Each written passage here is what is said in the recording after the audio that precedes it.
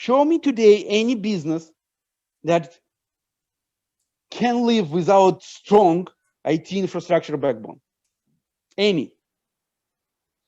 Show me the business that has no line of business application, technology application that they use every day. Show me the business today that has no cybersecurity needs. Any. Here's the deep dive group.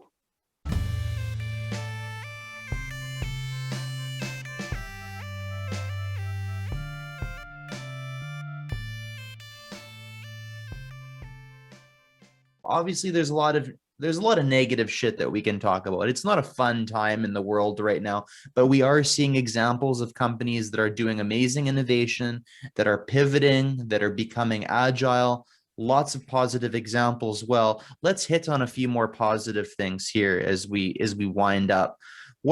Can you think of something really optimistic that you've seen in the last year? What's the most optimistic you've seen in the world of enterprise innovation? Something that you can say, despite this long winter that we're experiencing, despite all the shit, you can look at some example out there and say, you know what? There's great companies that are doing amazing, inspiring work. What comes to mind? I do see like new products on the market, new innovations.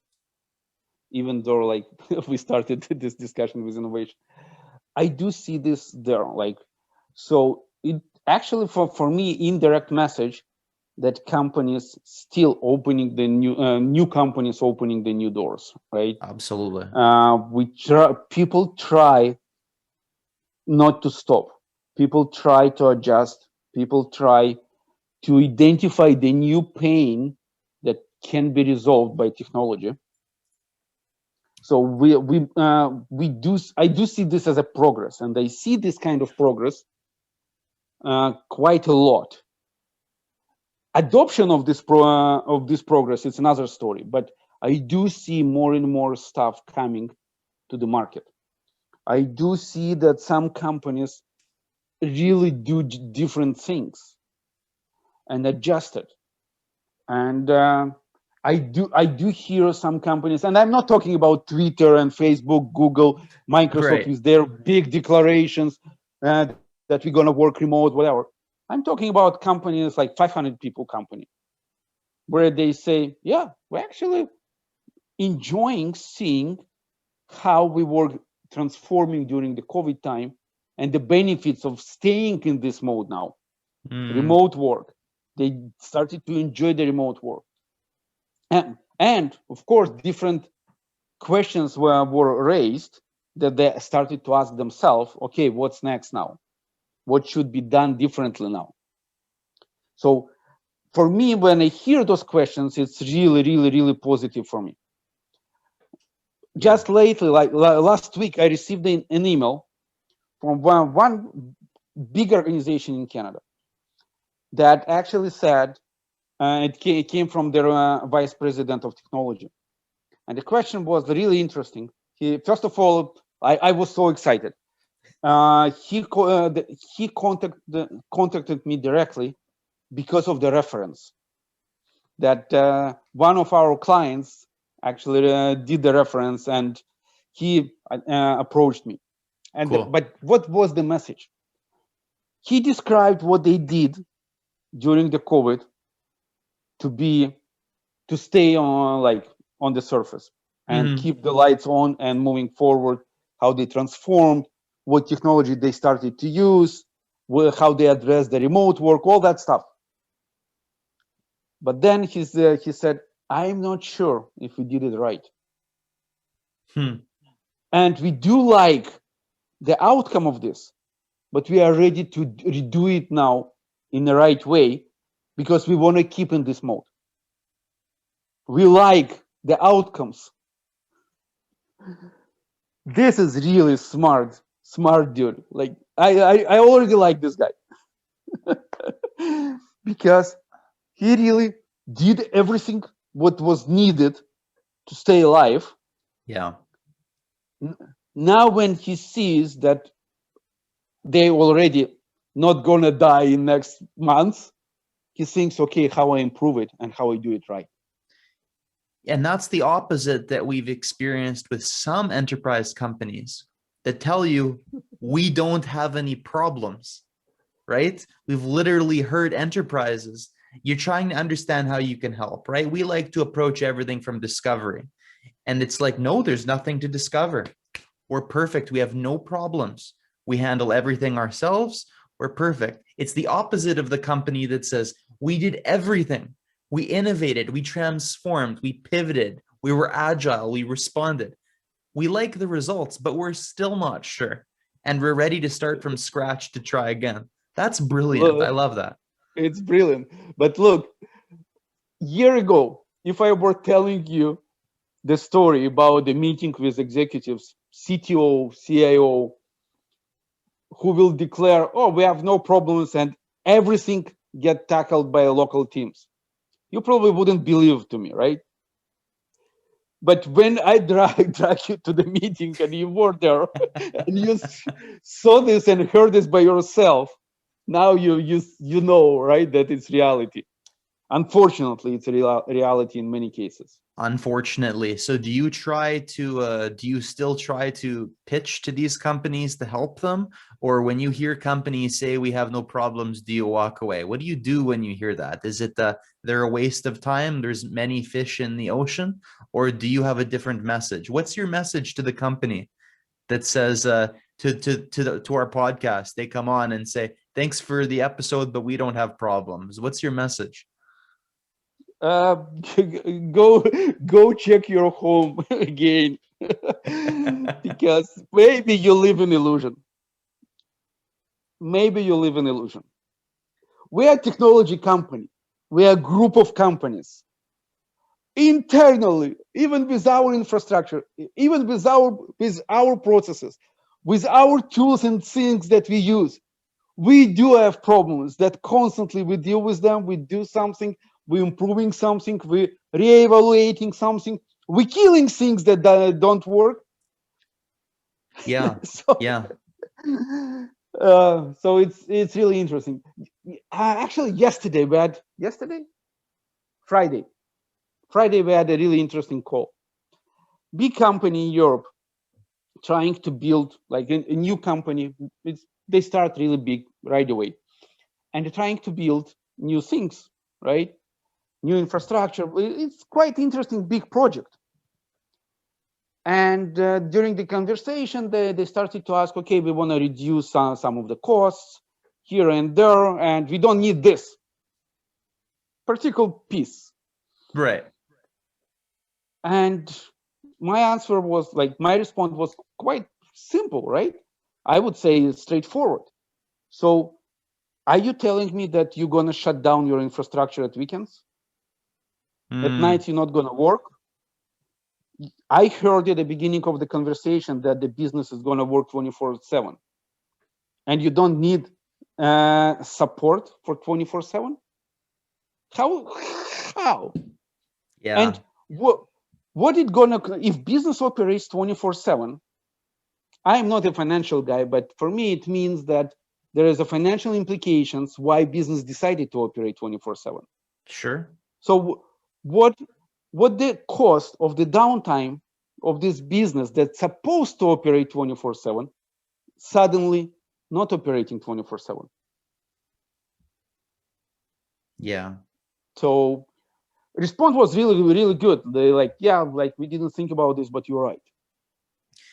Yeah, They absolutely. didn't argue, they didn't push back, like it was all good, positive. But again, and it's just the indicator that people don't know what they don't know. They need Yeah. someone who will talk about things from a different angle, from different experience, based on the knowledge that he gained during the like similar project somewhere else, right? So this is why like communication with as many possible external resources, it's better. Absolutely. Absolutely. Um, on this topic, we're talking about good examples of companies that are doing the right things and that are growing and pivoting. And there's a lot of these examples. I personally think it's a Mhm. good time to be an entrepreneur. Anytime that there's a lot Absolutely, of I agree with you. yeah, anytime there's a lot of pain in the world, anytime that there's a sudden shift in human behavior for whatever reason, there's a there's a chance to solve a problem, and that's the green light for entrepreneurship and innovation. It's more of a green light than anything else. That's the signal, right? Um, who do you see in terms of the individual people, if we're talking about the business innovation celebrities of the world? Who do you see that you can name on this podcast that you're the most inspired by? What they're doing, maybe not just specifically because of COVID, but what they were doing in 2020, what they're doing so far in 2021. I don't want to put ideas in your mind, but maybe you want to say something about Elon Musk and what he's doing with Starlink. I know we were talking about that offline, but do you have one or two entrepreneurs that you're like, do more what this guy is doing, the rest of the world? What's your thought? I, you actually already said, like, you know, that I'm quite a fan of what Elon Musk does and the way he does, right? Um, he thinks outside of the box, right? And he experiments and experiments with different things, right? Yeah. And I do see that he started to push quite aggressively all the Starlink project, right? So all that stuff, and I see that new regions already get opened for pre-ordering. I had to Google So search it's what the this was. indicator that's Yeah, I'm sorry to interrupt. I forgot what Starlink was, and maybe somebody's listening and isn't sure. But he's essentially got a whole network of satellites up in the sky. He's replacing the telecom services to provide internet across the globe, right? I would say I will expand it actually. He is gonna provide communication Mm, services around the globe through satellite. okay. Don't think small, just internet. Good point. It's a communication service. So when the network will be big enough, okay, and the only thing that he is doing now is launching more satellites. And yes, they announced the new protocol and the new thing that how they're going to connect devices to multiple satellites. Let's put aside the technical term, right? Hmm. When he will have enough satellites to cover the globe, and he is so close to this, who says that I need to pay Roger's bill or Telus bill or any cellular company bill if I already have a satellite? It's a data plan. Yeah. Who? Why I need to have a cable at my place if I can stream Netflix through satellite? Do you see how big the shift will happen? Why I need to pay for the fiber optic connection from point A to point B and wait for 5 years until the telco provider will put this cable in the ground if I Yeah. can get dedicated point to point encrypted tunnel through satellite? This guy is genius. What He's would you? going to wipe out all those telco providers, Yeah. Yeah. cable providers, all that stuff. They need to see really tough times ahead of them. They're probably going to be the next blockbuster. Interesting point. What would you say is the number one quality of Elon Musk that large enterprises should pay attention to? What can large enterprises learn from Elon Musk? Dream, dream, dream, experiment. Do not accept the word, oh, it's impossible. No, like I hate this word. Yeah. Go find a way to make it possible. Don't tell me it's impossible. Everything is possible. People learn to scuba dive. People learn to be in the sky. People learn to be in the space. People learn to fly. Like, what's impossible? We learn to build tunnels that going like kilometers under the water, in the ground. It's impossible? What's impossible? Especially if we're talking about something that technology can help, right? Yeah. So, dream, for sure. He is a crazy dreamer.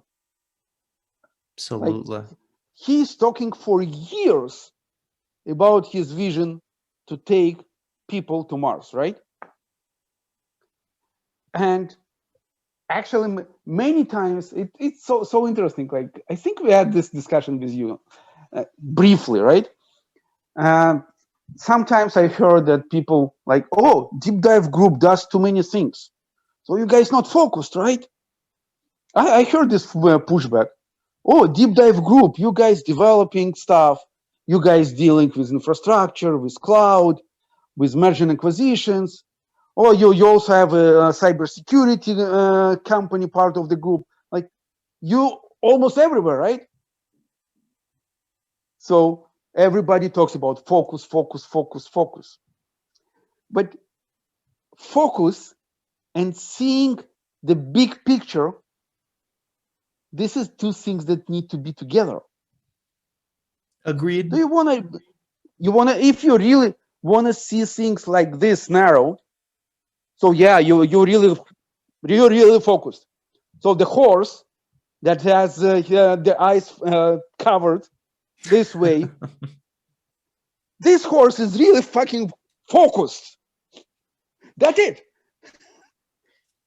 But when we look on the big picture, show me today any business that can live without strong IT infrastructure backbone. Any. Mm-hmm. Show me the business that has no line of business application, technology application that they use every day. Show me the business today that has no cybersecurity needs. Any. Here's the DeepDive group. But let's say we are a small garage company. Let's put it aside. Let's take a look on Elon Musk, right? He does probably like hundreds of things. Sir Richard Branson, he has more than 300 companies. But Musk, if we'll talk about Musk, right? Everything what he's doing, it's actually something that supplements his vision to take people to Mars. Yeah, one way or another, it's all connected to that same idea, hey? Cars, right? Tesla, electrical car. When we will be on Mars, we are not going to use the oil, the gas to move the cars. It's not gonna work. Most likely it's going to be electrical or maybe nuclear or whatever, but Good not point. on gas. The tunnels, the speed tunnels that he builds for transportation is there. We somehow need to be there, like come from the earth. Oh, he has SpaceX, communication, Starlink. So everything what he's doing actually takes him closer to his dream. And when years ago he first time mentioned his vision, everybody was taking this as a joke. Mm-hmm. Nobody believed. And nobody took it serious. Yeah, another spoiled billionaire with crazy ideas. Yeah, so what? But take a look now. Everything is there. It's a very good Bezos, point. when he was building Amazon, right? Take a look where Amazon was before and Amazon today. And Amazon actually going and starting their own satellite network. Mm-hmm. So it's going to be two satellite networks at least. One by Elon Musk, one by Bezos. So those people, they're dreamers. They're dreamers, they think big, and they do not accept word impossible. I'm pretty sure. I didn't meet them yet in person. But I'm sure they don't have word impossible in their vocabulary. Yeah. And they experiment. They experiment constantly on everything. Yeah, I agree. What should we expect to see in 2021? If you tried to look at the crystal globe of seeing what we've seen through COVID so far, through 2020, through 2021. Perhaps the shit has not even started yet, right? We're in a recession. Some companies are innovating rapidly. Some are going in the direction of blockbuster. What do you think will be the major trends for the rest of 2021 going into 2022? Do you think it will be some of the same things? Cybersecurity, major focus, DeFi, major focus. Is there something you want to add or emphasize? What should we expect to see? It's actually a really tough question. So I do see that cybersecurity domain on a race big time. I do expect that we will hear really nightmare stories about cyber, about companies dying. Yeah. I do expect to see a lot of case studies actually of those companies that died. In many cases, people build case studies about good things. Oh, we built this project. Let's build a case study about it. Good point.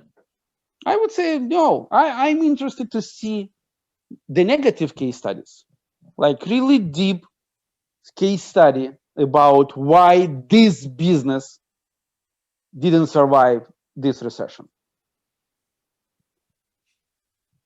What happened historically over the course of 5 years before the COVID, what they did during the COVID, and why we suddenly see them as part of the history and not as a real company anymore. And we can learn from these stories just like we learn from the good ones, right? Absolutely. So this is what I do expect that it will come. I do expect that much more companies will die on many different sizes. I'm not talking about enterprises. I'm not like I do believe that many companies will die on actually all verticals, on all sizes. Yeah, I agree. Small and medium businesses probably will die faster because they are getting zero support from anyone. Like this stupid money that printed and handed to them, it's nothing. Okay. Mm-hmm. In many cases, those small and medium size companies, they even don't have line of credit from bank. They don't want them. Okay. Yeah. So they struggle the most. Big companies, they do have support from banks. They do have a line of credits. They do have, in many cases, some financial backup that they manage to build over the times. And if it's really big, huge companies, they're probably not going to die because government will step in and will help them, as we've seen it happened in the last recession of 2007, 2008. Perhaps their market share will shrink, and perhaps they won't die now, but perhaps they'll die in 15 years. because of some of the decisions that they made or did not make today, though. I think we even don't like. I'm not operating in a time frame of 15 years, 10 years. I try to dream about 5 years at some point, and now I think about no more than 3 years. Mm-hmm. Because we live in a really crazy world that moves so fast. Yeah. And so many things that impossible to predict. So we just need to go with it and be agile. It's like when people go to the water, right? And let's take a look, like historically, sailing boats, travelers, they didn't know from where wind will come, when the storm will start. Yeah. No, they didn't. They had some feelings, they learned some patterns, but it's something that nobody can predict. But they were practicing, learning skills, and they were going there with belief that their knowledge and experience will take them through. And some of them actually died during the storm and never get to the shore. Mm-hmm. And some of them were really successful and did this over and over and over and over again. So I do expect that we will see big shift in many approaches, I would say, how companies operate, how companies work, how companies hire resources. I do see big shift in HR departments, like all the concept of the HR. I do believe it's going to change. It's already changing drastically. Like one of the last projects that we needed to do, it's actually came to us through from Malaysia. I'm lately like almost a year in Dubai. We do a lot of work in North America. Mm-hmm. The next project is going to be in Africa. Mm-hmm. So, and it's not about just, we get hired because we're good. It's about the concept that people started to think that actually we don't have borders anymore, and technology project can be delivered by experts from around the globe. What it means that the next step is going to be people going to be hired by companies in the different countries, different locations. I do expect actually in the really nearest future, we will get to some sort of universal currency. Mm-hmm. And actually we will see really interesting shift even in the financial compensations that people get for their work, at least in the technology spectrum. Yeah. Because back in the days, like 5 years ago, it was many cases where people considered moving some of their operations to different countries, to India, to Philippines, to Western Europe, because they believed that the labor there is cheaper, right? Yeah, if you're using that example, 5-10 years ago, it was cheap to hire a good developer in Ukraine. It's not cheap anymore. Ukraine today more expensive than North America. Because you have access to talent. So the market is starting to balance, right? Globally.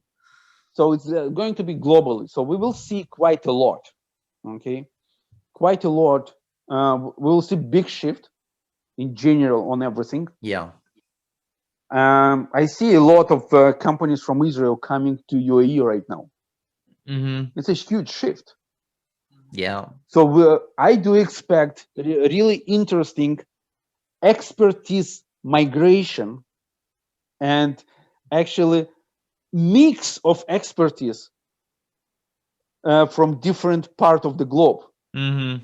But not just in UAE. UAE it's just a beginning. people will start adopting what UAE is doing because it has amazing outcomes, positive outcomes. So it will start kind of moving. So end of 21, I do believe that we will start seeing a big new wave of things, not during the 21. Okay, I do expect that we will see quite a big shift beginning at the end of 21, beginning of 22. Okay. Yep. And During 21, I do expect to see a lot of changes. More companies will die. I do expect a lot of nightmare stories that suddenly hackers will trigger their time bomb.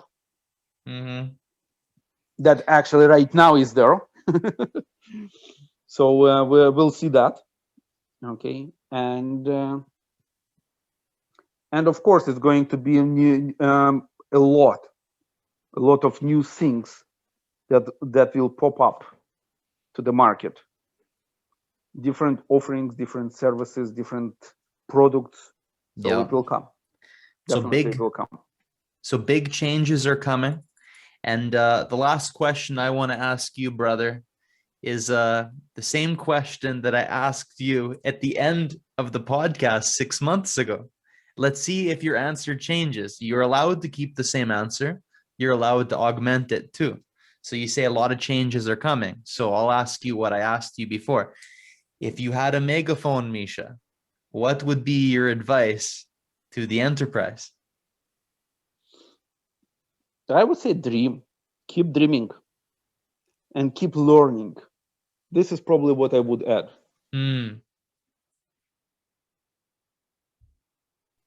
And even like why I say keep learning, because things that we knew 5 years ago now probably even irrelevant. Right. So we need to learn new things, new skills. We need to learn the new world. So we forced constantly to learn. So dream and learn. This is kind of what I say. Dream and learn. My Love opinion. it, brother. Awesome. Dream and learn. You can't beat that.